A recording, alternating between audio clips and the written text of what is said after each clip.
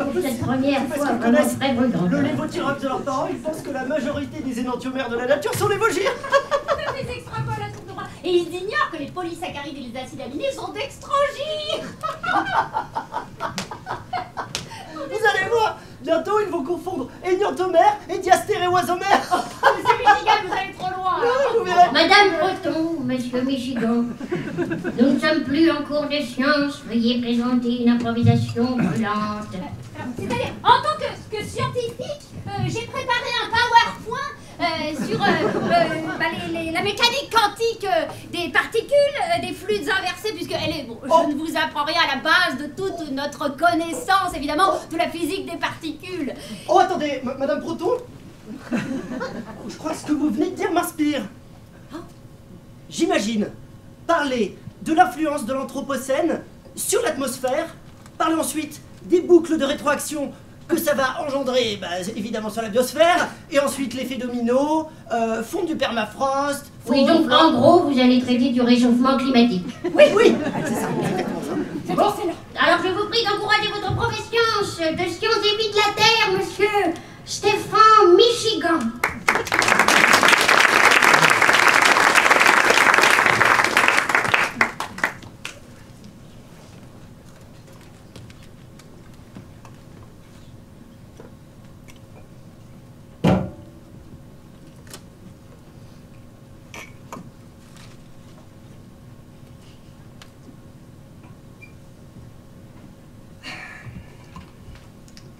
Bon, Madame Gaïa, je vais être très terre à terre. On a reçu vos analyses. Voilà.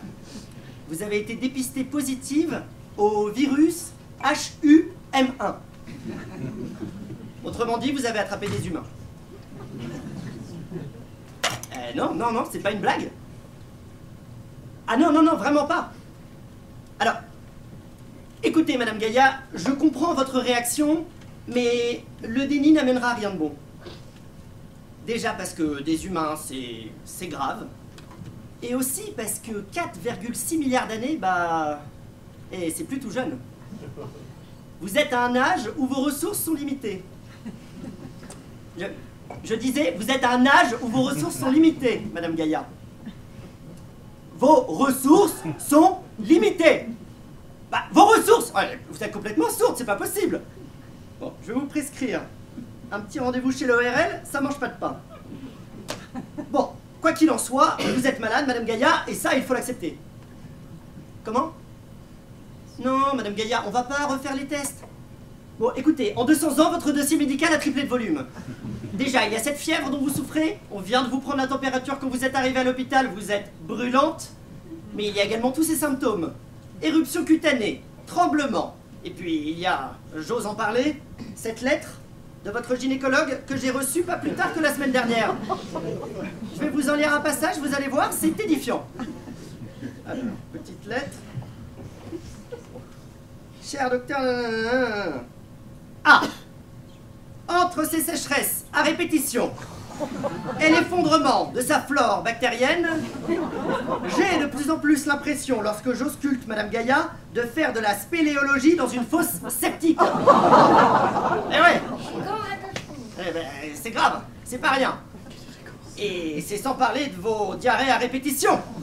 Oui, vous pouvez appeler ça des coulées de boue si vous voulez, il n'empêche que ça vous a décapé l'humus. Vous avez vu dans quel état il est? À tel point qu'à l'hôpital, ils ont fini par vous surnommer Tsunami Partout. Pardon? Ah non, ça n'a rien à voir avec votre nouveau régime. Alors, écoutez, Madame Gaïa, on va pas recommencer avec cette histoire de surpoids. Vous êtes comme vous êtes. Ronde. Mais tout d'abord, il y en a qui aiment. J'ai même certains de mes collègues qui m'ont raconté, qui m'ont confessé ressentir de l'attraction pour vous. Alors vous voyez, ça recommence. Pour votre cousine Saturne, l'anneau gastrique était justifié. Je veux dire, elle fait 100 fois votre poids. Mais je veux dire, vous, il n'y a absolument rien d'anormal à peser 5 970 000 milliards de kilos. Et d'ailleurs, vous savez quoi?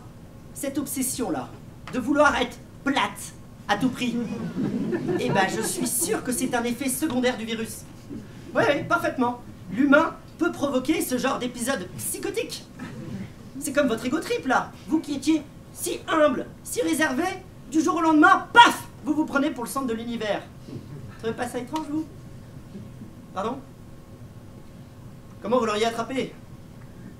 Ça, Madame Gaïa, comme toute maladie sexuellement transmissible, lors d'un rapport non protégé, a priori. Oui. Aucun souvenir, aucun souvenir. Excusez mon franc-parler, Madame Gaïa, mais entre nous, votre couche d'ozone, elle s'est pas trouée toute seule.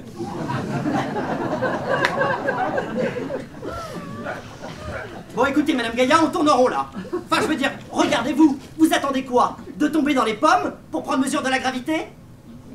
La fièvre dont vous souffrez va augmenter. Et avec 2 degrés de plus, eh ben vous passerez pas la décennie. Voilà la vérité que vous voulez pas entendre. Alors je sais, c'est difficile à glober, mais il te reste plus beaucoup de temps. Non, oh non. Pleurez pas, Madame Gaïa. J'aurais pas dû dire ça, excusez-moi. Je suis toujours trop frontal. En même temps, Madame Gaïa, quand je regarde votre dossier médical, vous en avez vu d'autres. Mais oui, parfaitement. Par exemple, regardez, pas plus tard qu'il y a 65 millions d'années, votre accident de pétanque. Alors, oui, c'était pas très malin d'aller ramasser le cochonnet dans une partie encore en cours. Je vous l'accorde, vous avez toujours eu la tête dans la lune. Il n'empêche que malgré la violence de l'impact, vous vous êtes remise. Donc, que vous soyez sensible à fleur de croûte, ok.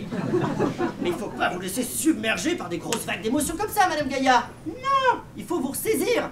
Et puis surtout, il faut commencer les traitements. Oui, parfaitement, dès demain. Oui. Alors, je vous interromps une nouvelle fois. Tout ce qui est médecine douce, COP21, COP22, homéopathie, tout ça c'est poubelle. Et ben, je vais vous dire pourquoi. On va prendre l'exemple de Monsieur Mars, votre voisin. Vous vous en rappelez? Avant qu'il devienne tout rouge et tout sec, eh ben, il est arrivé à l'hôpital en phase qu'on appelle dans le jargon la phase industrielle, soit la phase terminale, et il s'est entêté à prendre de la cope en cacheton. Je me rappelle, il disait une petite cope et ça repart, une petite cope et ça repart. Et ben, je peux vous dire, il est jamais reparti. Mars, et ça repart pas.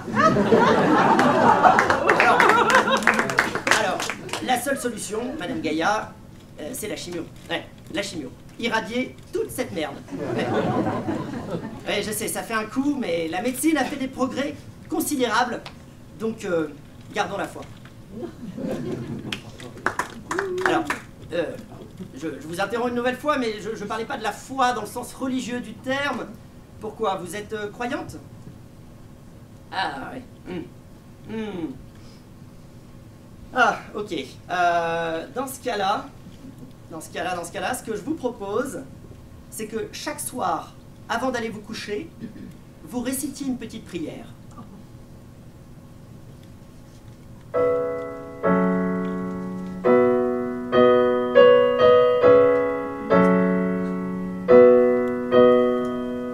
Quel est le mal dont tu subis la fièvre?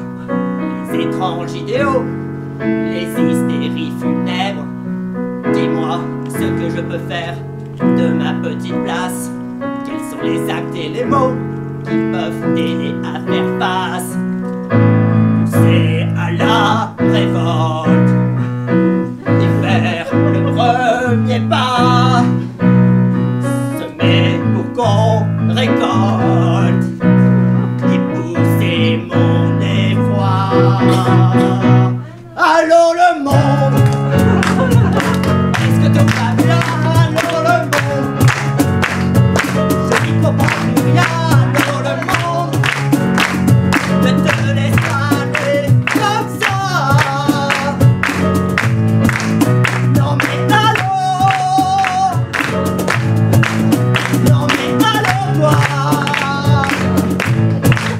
Non mais allô.